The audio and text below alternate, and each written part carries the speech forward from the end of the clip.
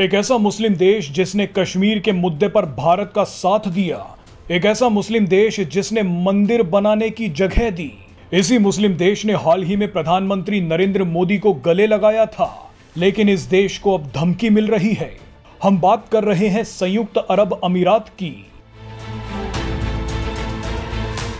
संयुक्त अरब अमीरात वो मुस्लिम देश है जो मिडल ईस्ट में भारत का सबसे मजबूत दोस्त माना जाता है। दोस्ती की इससे बड़ी मिसाल क्या हो सकती है जब संयुक्त अरब अमीरात के राष्ट्रपति शेख मोहम्मद बिन जायद अल नाहियान ने प्रधानमंत्री नरेंद्र मोदी को फ्रेंडशिप बैंड बांध दिया। लेकिन अब इसी संयुक्त अरब अमीरात को एक और मजबूत मुस्लिम देश धमकी दे रहा है। सबसे हैरान करने वाली बात यह है कि जो देश संयुक्त अरब अमीरात को धमकी दे रहा है वो देश भी भारत का मजबूत साथी माना जाता है।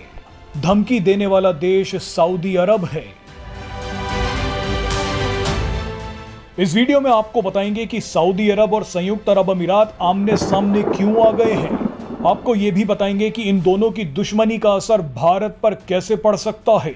दरअसल खाड़ी देशों में अमेरिका के घटते प्रभाव के चलते सऊदी अरब और संयुक्त अरब अमीरात में वर्चस्व की जंग चल रही है। दोनों ही बादशाह बनना चाहते हैं। सऊदी अरब के क्राउन प्रिंस मोहम्मद बिन सलमान और संयुक्त अरब अमीरात के राष्ट्रपति मोहम्मद बिन जायद के बीच पिछले 6 महीनों से बातचीत तक नहीं हुई है। स्थिति इतनी खराब हो गई है कि सऊदी अरब ने संयुक्त अरब अमीरात पर प्रतिबंध लगाने की धमकी तक दे दी है।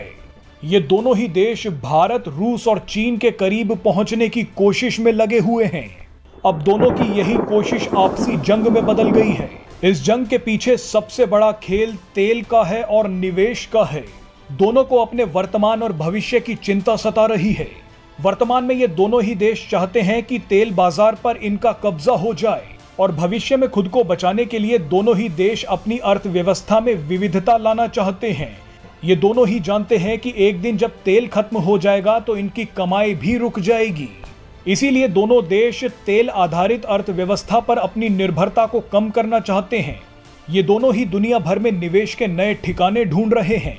तेल बेच रहे दोनों देशों का फोकस अब food business, green infrastructure, real estate कारोबार और मैन्युफैक्चरिंग सेक्टर की तरफ बढ़ रहा है।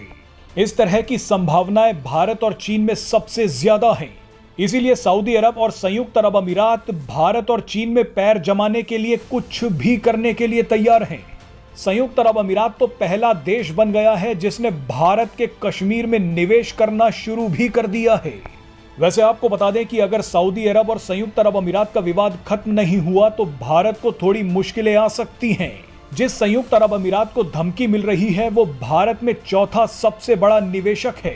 भारत और संयुक्त अरब अमीरात के बीच 85 अरब डॉलर का व्यापार है, जिसे आने वाले समय में 100 अरब डॉलर तक ले जाने का लक्ष्य है।